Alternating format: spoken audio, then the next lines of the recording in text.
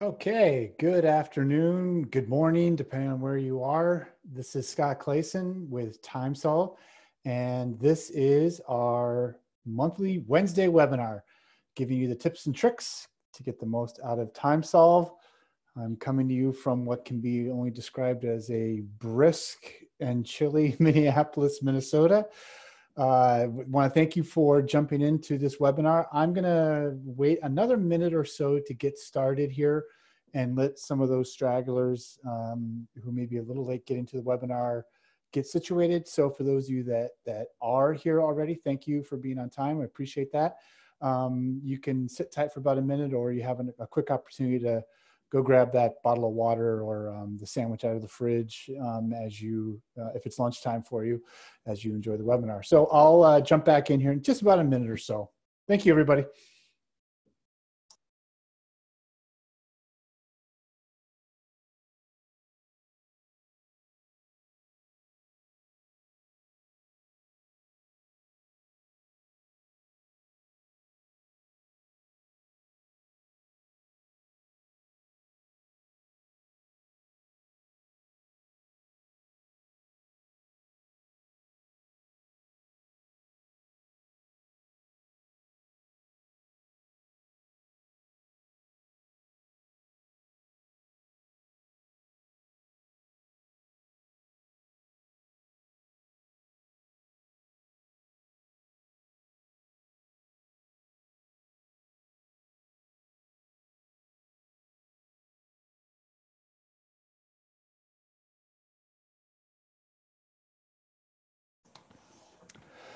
Okay, let's go ahead and get started. Welcome once again to our Wednesday webinar. This is Scott Clayson, as I mentioned at the top, and we're going to be spending the next 40 to 45 minutes going over some new tips and tricks to get the most out of TimeSolv here. Some of these, as those of you who have joined us before know, are a blend of new features that we may have released in the last month, and also features within TimeSolv that you just may not have been aware of. We do have some kind of hidden nuggets, I think, within TimeSolv that can really help you with the time and billing process at your firm. So let's go ahead and get started. Again, just another refresher, everyone is on mute. There is a Q&A section to ask questions. I do ask that we ask questions that may have come up near the end, because oftentimes you might have your question answered a little bit later on as I'm going through things. And this is just a recap, as always, of the weekly tip of the week emails that we send out to all firm owners and administrators. Usually it's every Monday. Sometimes it gets to be maybe Tuesday or Wednesday, but definitely once a week we'll send out those tips of the week. So if you are not receiving those, please let me know, and we'll make sure that you get them. Or if you're not engaged with them, we'll make sure they go to somebody else who might be the most appropriate person. So that's kind of the housekeeping items here today. So let's talk about our topics that I want to touch on today. And I'm assuming everyone should be able to see my screen. I believe I did share it. So we're looking at the slide that is the TimeSolv Presents Wednesday webinar. If you, for whatever reason, you can't see the screen, please just pop something into the Q&A and let me know so that we can fix that. Okay, so here are our 4 topics. Generally, we cover 4 topics every one of these Wednesday webinars. We may get to a 5th topic today, depending on how fast we get through some of these items. A couple of them, I think, are relatively quick to get through. So we might be able to have a 5th one in my back pocket that we can go over. So first, we're going to talk about a new feature that was added a little while back that allows for an easier method to find task codes, subtask codes, and expense codes, and manipulate them as you see fit if you need to edit any of those codes. So that will be relatively brief. We'll be able to show you that. I want to talk a little bit today as well about the dashboard. I think it's an underutilized feature within TimeSolv, but it can give you a lot of information and a lot of insight into the health of your firm from a billing and hours billed and collected point of view, if you use it correctly and have your timekeepers at your firm use it correctly. The third item I've touched on before, but I want to talk about again, and that is how to modify the message that goes out if you're sending your invoices via email and the actual body of the email and the text. It's kind of interesting. We've, we do a lot of work on the marketing team here with creating content to allow us not only to inform people about, our best practices with time and billing and just other related issues to running a law firm or any other professional services firm. But we also, for those of you that are on the side of the house of your firm where you might need to be working on the marketing, it's creating new content is a way to attract people to your website through search engine optimization, SEO. What's interesting is we have found that the most popular blog post on the TimeSolv website is a blog post from a tip of the week that we did back about 2.5 years ago. I think it was August of 2017 on the best way to, or what you should be writing in an email message. And that obviously there's a lot of searches that happen on that topic and they find our blog post. So we thought, let's talk about that again here. I am getting that there's no audio right now. I'm showing that my microphone is moving. Is anybody else?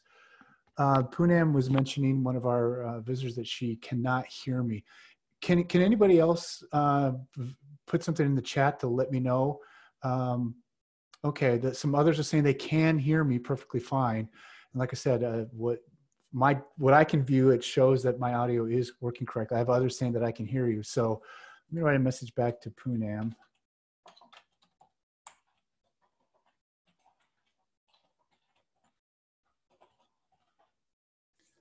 Okay, so hopefully she can figure out that specific audio issue that she's having. So as I was mentioning, our most popular blog post is on how to, what type of things you should be putting in your email messages when you send invoices via email. So we'll cover that a little bit. And then I also want to spend a fair amount of time with two-factor authentication. It's a feature that we released back at the end of the summer for just having two-factor authentication using email. And I think most of you are familiar with two-factor authentication, and we'll talk about it when we get there. But we also released near the end of the year the ability to use an Authenticator app on your phone, so you could do two-factor authentication using that method. Many find that Authenticator apps is really the most secure way to, even more secure than sending a code to your, as a text message. Using an Authenticator app is the preferred method to make sure that if you're going to use 2FA, that it's set up correctly. So we'll show you how to do that. And then if we get time, depending, I do have, like I said, a fifth topic that I'll keep a secret until we get there. So let's go ahead and get started, and first talk about the ability to search for task codes, subtask codes, and expense codes. Okay, so I am in my TimeSolv account here.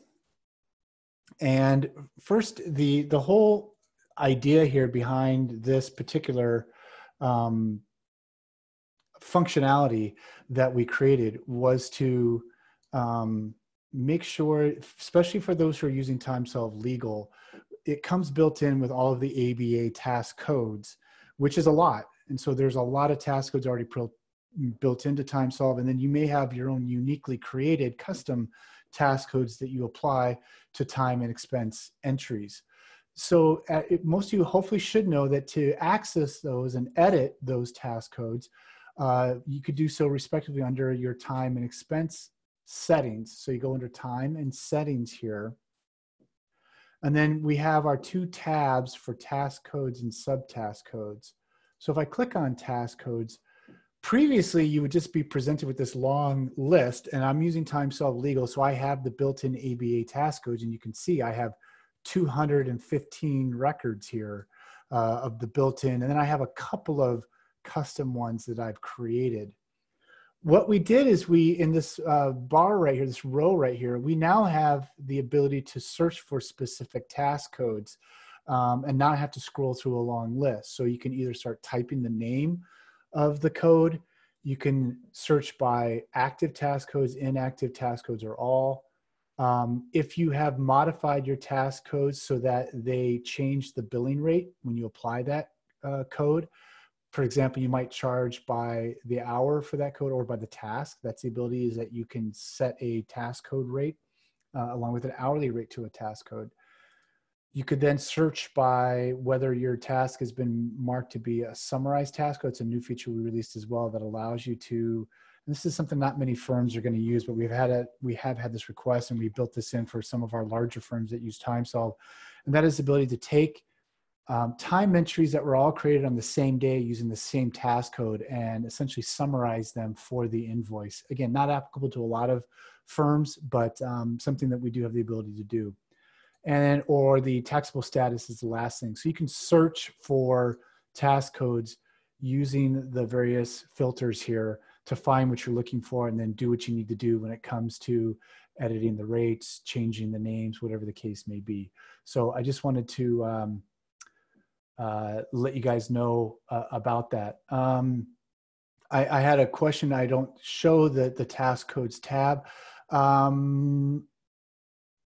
There's one of two possibilities on that. Either if you're not a full administrator, you may not have access to it, or there might be some settings on that. So we'll have to deal with that question a little later as to why you're not seeing the task codes tab for some of you that are joining me here.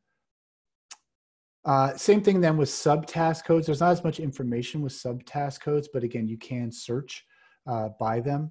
And same thing with expense codes. You go under expense to settings and then expense codes, and you have that same search criteria here to find the expense codes and that you need to find and make edits as you need to. Okay.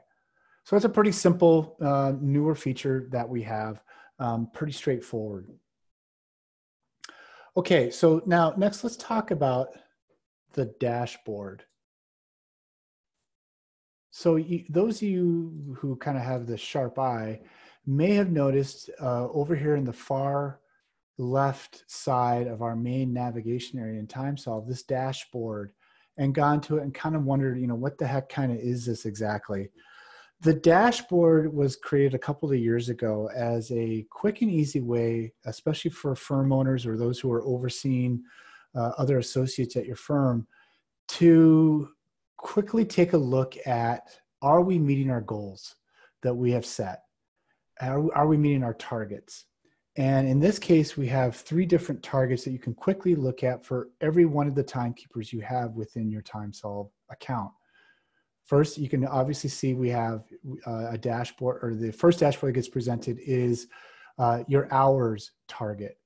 So we've set our target billable hours goal versus what we've actually created during that time period, and how many of those are actual billable hours.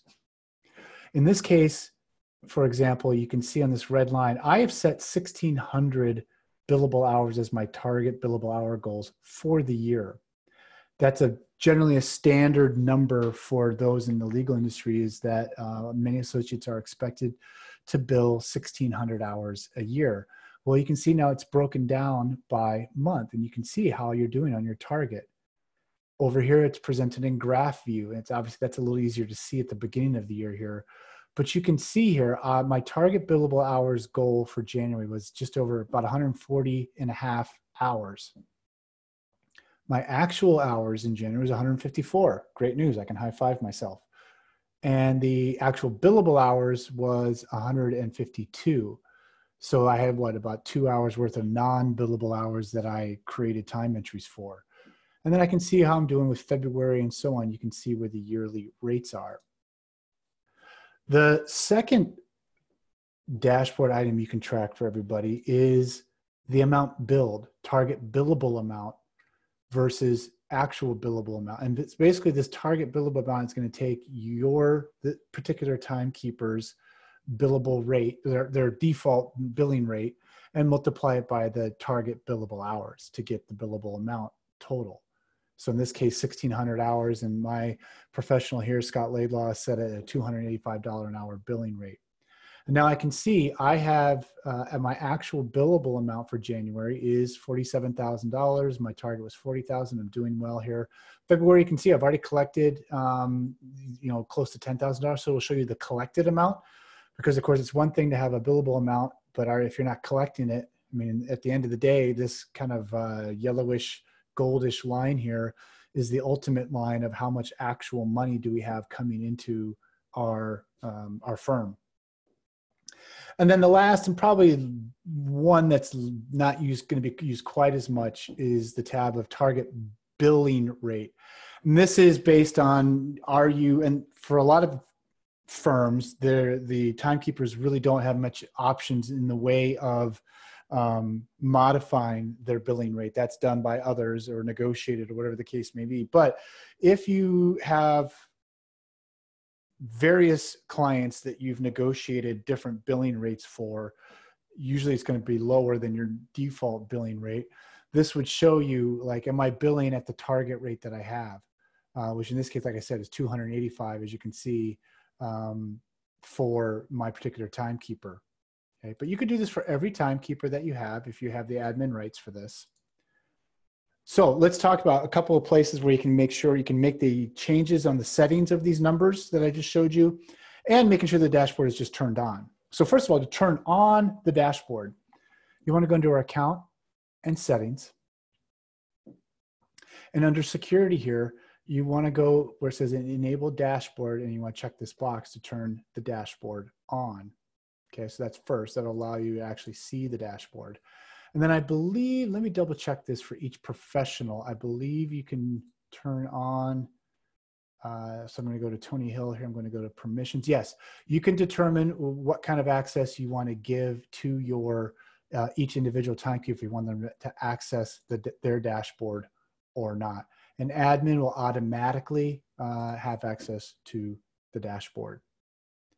Then to create the target goals for billable hours and billable amount and so on, go under dashboard to settings here. And here you can do two things in the general area.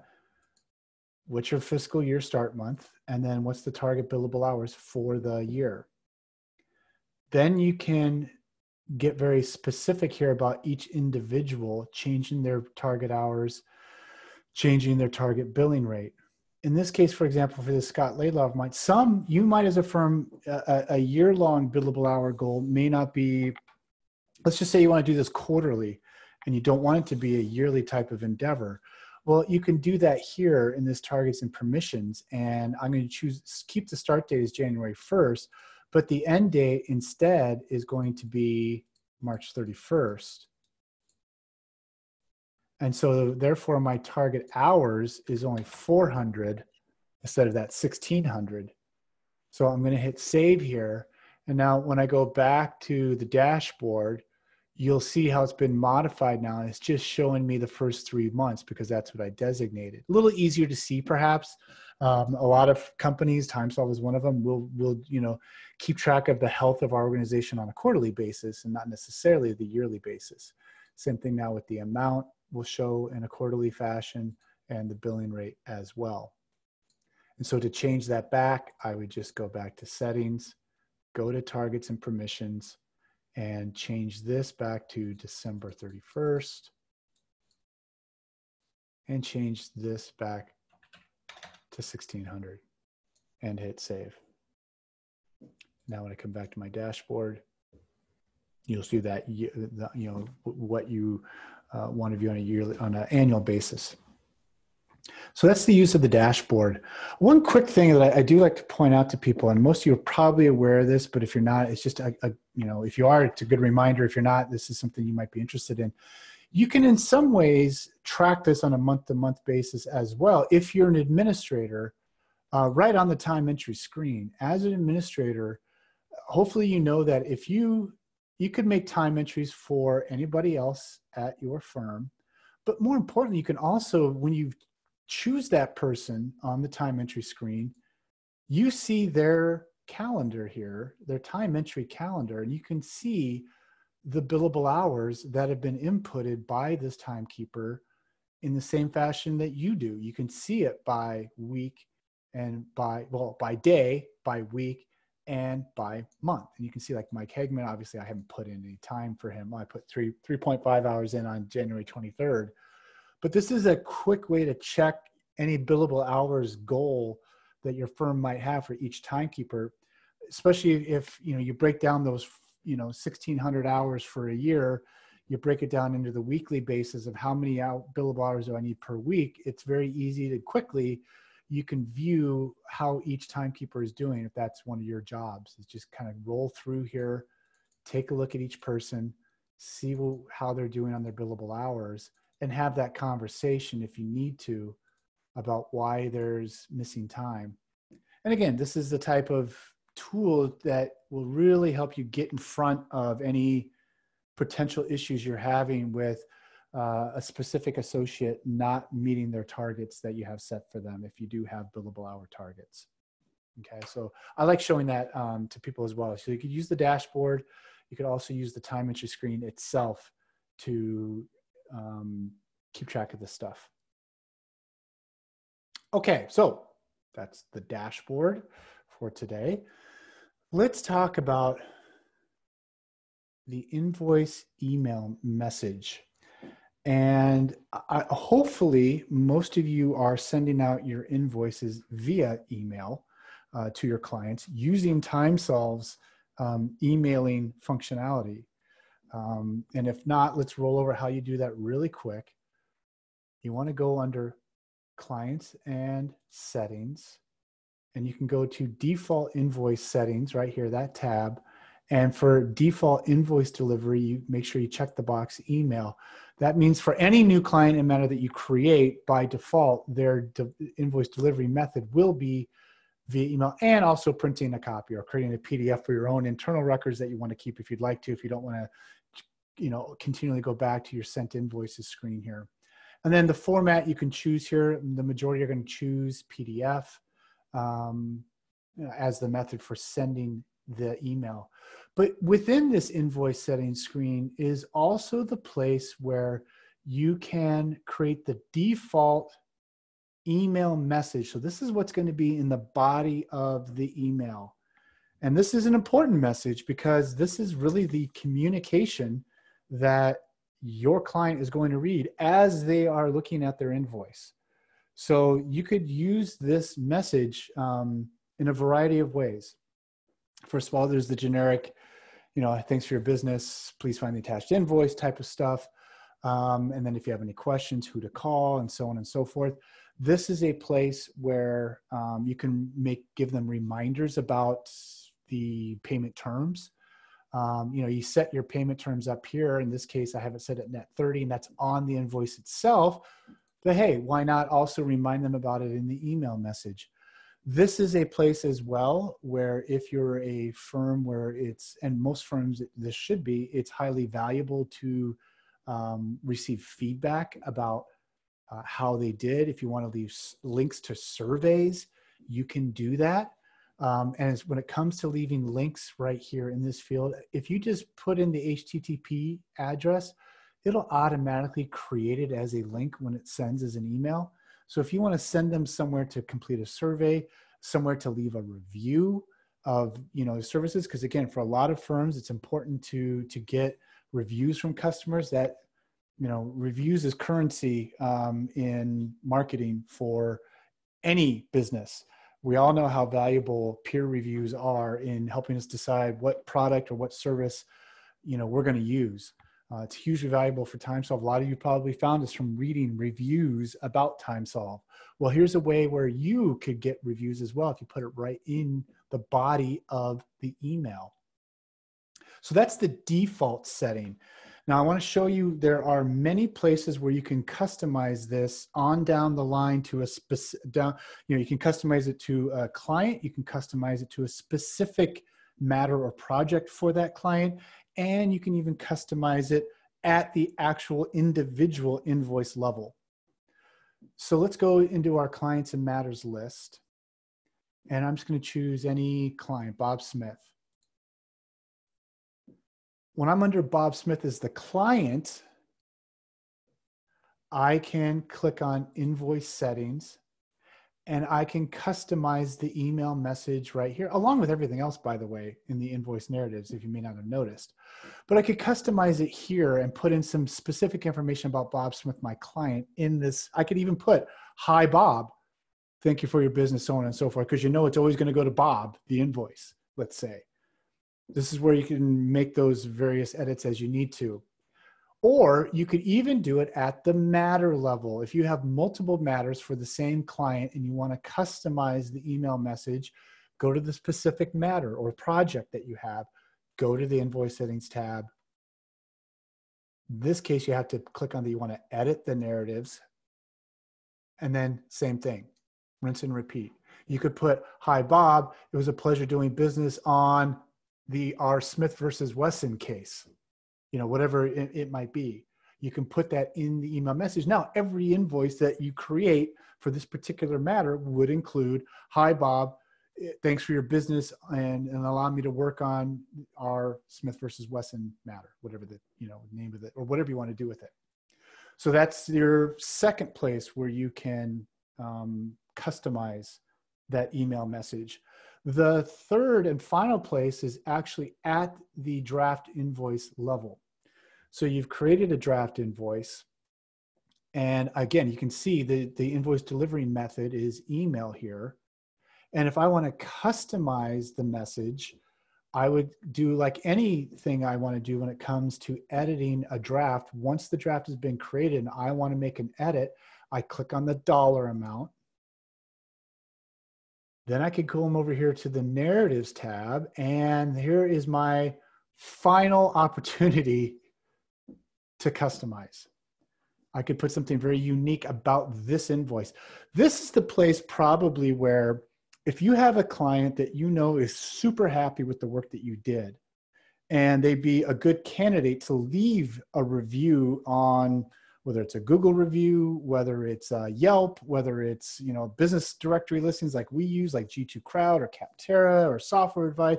Obviously you guys aren't going to use Software Advice, but you understand what I'm saying. If you have maybe for you it's Avlo Lawyers or Find Lawyers or Super Lawyers, whatever the case may be, where you know it's an important place for happy clients to leave reviews, and on this invoice, yes, this person, I know they were so happy with what we did. Use the email message right here at the invoice level to place a link to leave that review. I think it's an important thing that a lot of people could use, is really leverage this invoice email message when you have the opportunity. And then of course, when you're done and you go back, hopefully you all know you can just send them all your drafts out at once. I'm going to click them all. When I hit send, it's going to send an email to everybody who's checked as email. It will send them from the account holder's email address. So whoever the firm owner is, it'll come from this email here. Here's another little tip while we're talking about invoice or sending the email. If somebody at your firm wants to be CC'd on and when an invoice gets sent out, they're not the firm owner, so they're not going to be the one knowing when it was sent. That's easy enough to do. Going under clients and matters. When you click on a particular client, you go to invoice settings, additional emails. You could add the emails that you need to, and just use a comma for any other emails or any other people that need it. And then they will be CC'd on those emails with the invoices. Okay, you can do that at the matter level as well. I don't think you can do that as an overall client setting. No, you can't. So you have to do it at the client level or the matter level or this unique invoice level. So question, can you send all invoices for one client in one email? Yes, if you have chosen to consolidate, if you have a consolidated invoice, yes. If you have individual invoices for one client, then no, it's going to send those out individually. Essentially, it's going to send them out. Whoops, I went to the sent screen. It's going to send them out individually like this. So if I have Best Buy here and I have 3 separate invoices and I have not chosen to do consolidated invoicing, it's going to send us 3 separate emails. So it's an either or. If you want to do consolidated invoicing where all 3 or 2 or whatever matters or projects are all on one invoice, yes, you got to set that up, and we can talk about how to do consolidated invoicing in another matter. It's actually very easy to do. You can go to a particular client, you click on the matter tab, you see a list of matters, and you just check the box of the ones you want to see consolidated.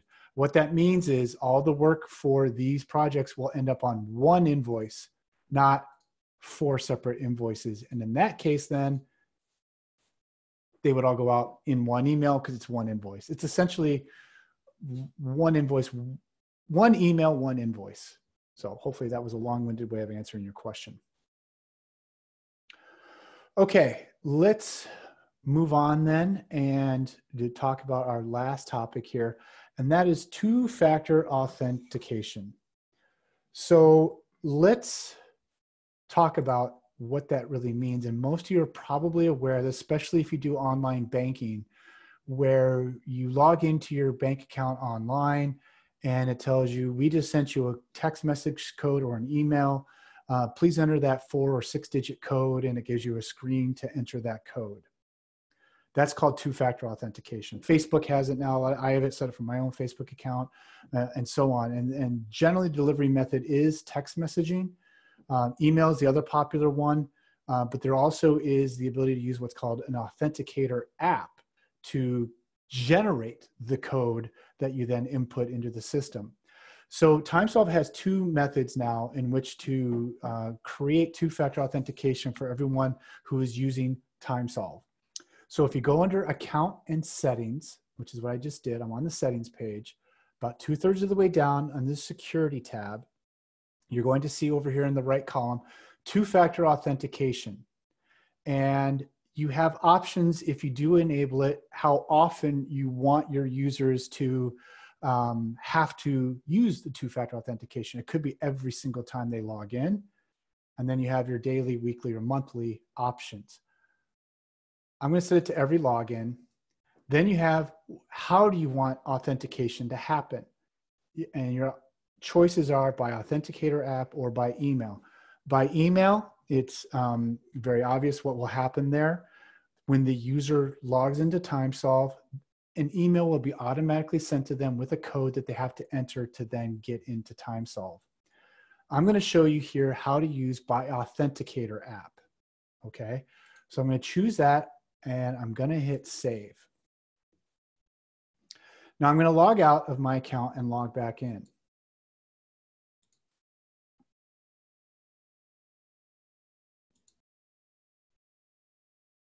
So now when I go to log back in, it's going to show me a QR code and walk me through a couple of steps. And it says, if you don't have an Authenticator app, click here to install it on your mobile. So we have 2 that you can use, the Google Authenticator or Microsoft Authenticator. I recommend right now the Microsoft Authenticator. We are having some issues, frankly, with the Google Authenticator app right now. And this is a bug is currently being worked on.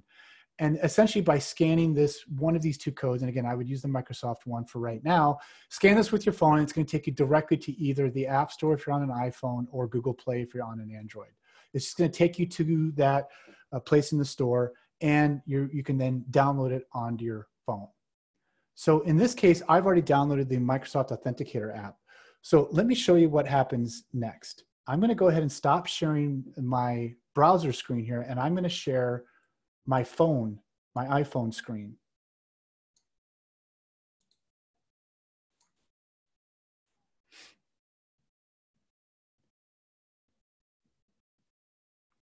Okay, you should all now see my phone. And the second row from the top, the one that starts with that CQ Hotels app, then you can see there's 2 Authenticator apps and then another one called Authy. The one that is the gray one that says Authenticator is the Google Authenticator app that currently, like I said, is not working properly with TimeSolv. The one with the little lock and the person icon is the Microsoft Authenticator app. And there's another very popular Authenticator app called Authy. So what I'm going to do is I'm going to I'm going to talk, try to figure out how to talk. I'm going to tap the Authenticator app. That's the Google one. So that's the blue one with the little lock. I'm tapping it right now. And once you download it and set it up, it'll ask, okay, ready to add your first account? Yes, I am. So I'm going to tap on add account. And in this case, I'm not adding a Microsoft account. I'm adding an other, obviously. So I'm going to tap on the other. It's going to bring up my camera here. I'm going to point it to my screen to scan the Authenticator, the QR code that you saw. Now you see it's coming up with a 6-digit code now on my phone that, as you can see, there's a timer counting down. The beauty about these Authenticator apps is it creates a new code for you to enter every 30 seconds. So I'll let this roll down 3, 2, 1, and it's going to create a new code, 16668. So 160668. Let me stop sharing my phone, share my screen. There's 160668. Hit continue. And I'm in, as you can see. So now the next time I log out and log in, that's the first time. The next time I'm going to go to log in, and it's not going to show me those instructions. It's just going to ask me to enter the 6-digit code from the Authenticator app. So what do? Well, I do exactly what I did before, but I just don't have to worry about scanning a QR code. I'm going to share my phone again.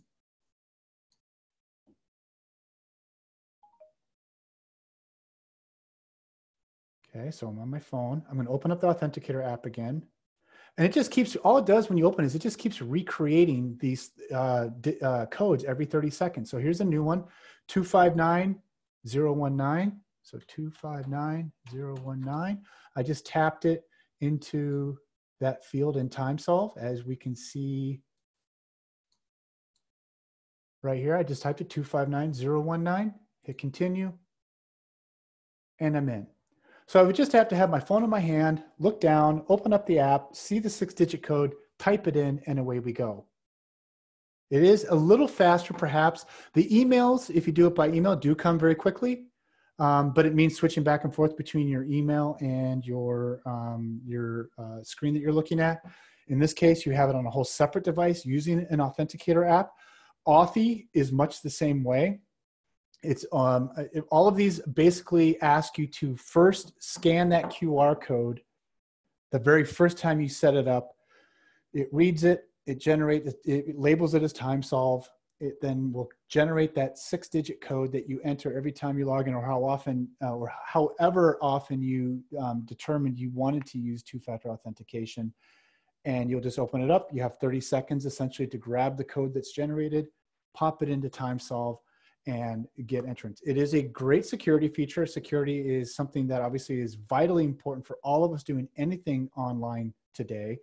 We wanted to make sure we presented what we think is one of the easiest and what is considered probably the most secure way to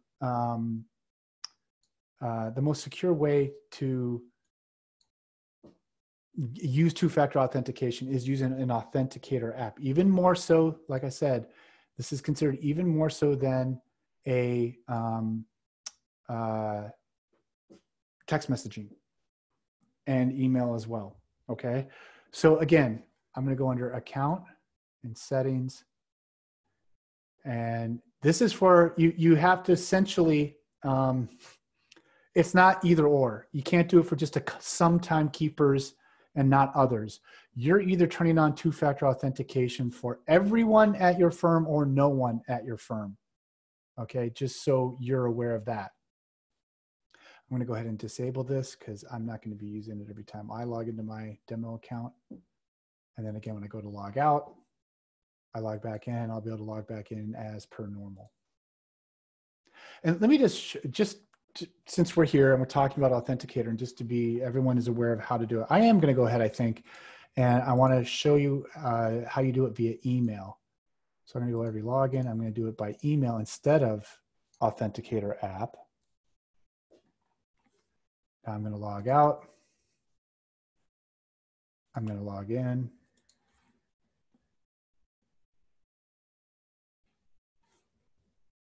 I suppose if I tap on, and now again, it's going to check your email for the one-time PIN code.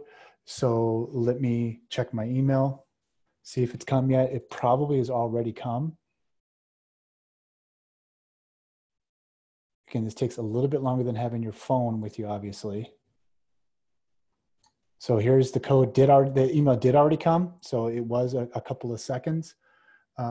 Here's the code that I need to use. So I'm just going to copy and paste. Whoop, hang on, let me just hand type it. That didn't work. 388-909. And I'm in. So there's a little bit extra step, I suppose, but that email came pretty much instantaneously. It showed up in my inbox. So there's that, or obviously just holding your phone, opening up the Authenticator app, seeing the 6-digit code like right away does make it probably perhaps just a little bit quicker for everybody. Okay, do we have any questions at this point? I know there was the one question about not seeing the task codes tab. I'm going to ask Yesenia,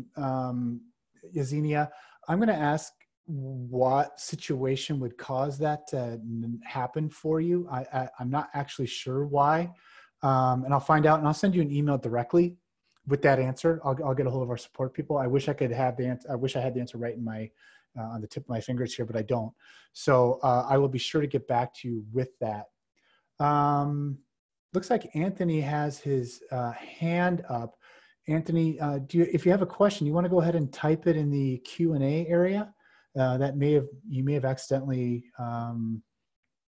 tapped that, but go ahead and chat as you would like in the chat window here, and we can certainly help you out.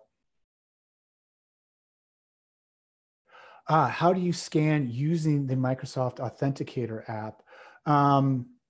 As I was showing you previously, and let me share my screen one more time. I'm going to go through it one more time of how you go about scanning. So I'll start from the beginning. I'm going to delete altogether my Authenticator, my Microsoft Authenticator app, because I think that's what you're asking about. So I'm going to go under. I'm going to do every login, do by Authenticator app. I'm going to hit save. Okay, so I'm going to log out. And I'm going to try to log in here. Okay, so it's saying, okay, I want to, well, you already got the Authenticator app loaded on your iPhone. Perfect, well then you're one step ahead. What you need to do is, once you've turned on Authenticator, you'll see this QR code just like you see on my screen right now. And as I showed before, let me share my phone so you can see exactly what I'm seeing. So I'm going to share my phone one more time.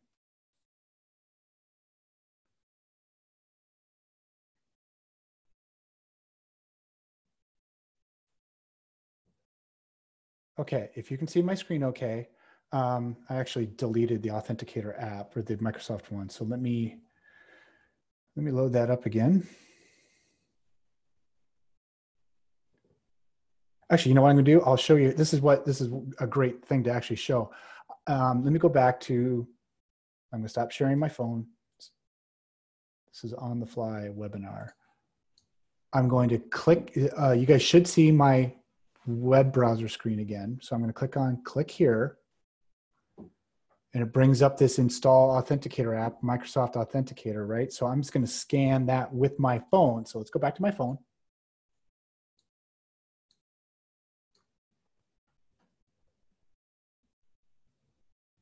Okay, you guys should be seeing my phone now. I'm going to open up my camera app. I'm going to come over here and I'm going to just scan the Microsoft Authenticator one, and it says View in App Store.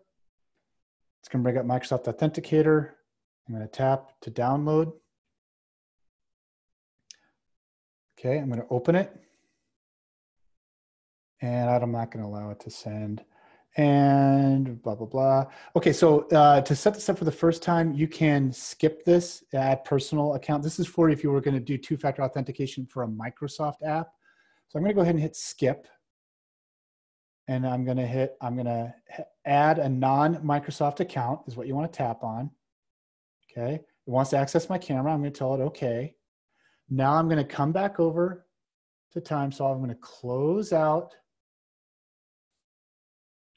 and it already scanned the QR code and it's giving me my digit. So you want to, let me come back over to my screen.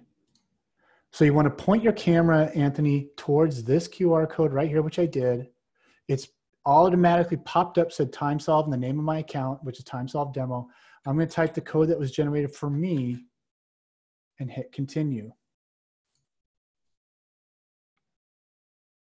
Okay, you got it figured out. Great, glad to hear that, Anthony. And hopefully you use this, leverage this as best you can. I'm glad we could get that figured out.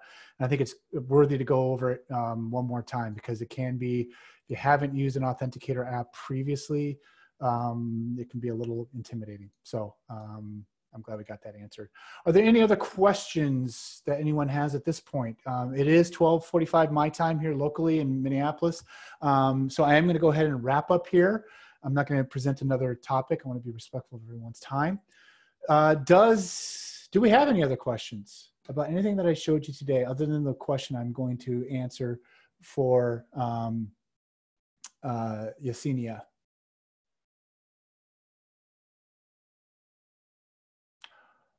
Okay.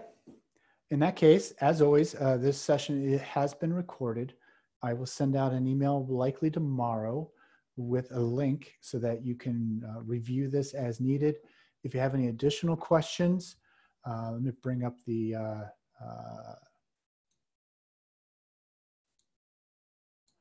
you can always, as most of you probably know, email any questions you have to support@timesolv.com, or you can call us at 1-800-715-1284. And I always like to mention, if you have ideas on ways in which we can improve TimeSolv, please go to timesolv.ideas.aha.io. And from there, you can see you can view and search for ideas that other users have submitted. If you find that the idea or suggestion you have has already been created by somebody else, you can upvote. And it's important to do, to upvote on feature requests, because that is one of the tools our development team uses in determining what new features to add to TimeSolv. So if you feel passionate about a particular feature being added, create the idea if it's not already there at this location, and then have everyone at your firm. If you're a firm that has several users, 5, 6, 7 users, have them all go in there and upvote on it. So all of a sudden it has 7 upvotes, and try to get the momentum moving on it. Okay. So that's a great place, and it's a place that we interact with, our product developers do, and our dev team to determine how we should keep improving TimeSolv and make it better for you all. Okay, well, I'm going to then have say my goodbyes. Look for my email tomorrow with a link so you can watch this at your leisure. And I hope you guys have a great rest of your Wednesday here. Our next webinar will be, let me run through the calendar right now. As you can see, March 11th, Wednesday, March 11th, 1 o'clock Eastern time, 10 a.m. Pacific time. Hopefully there'll be less snow on the ground here in Minneapolis. So until then, you guys have a great, wonderful rest of your day. Thank you for joining me, and we will see you in March. Thanks, everybody.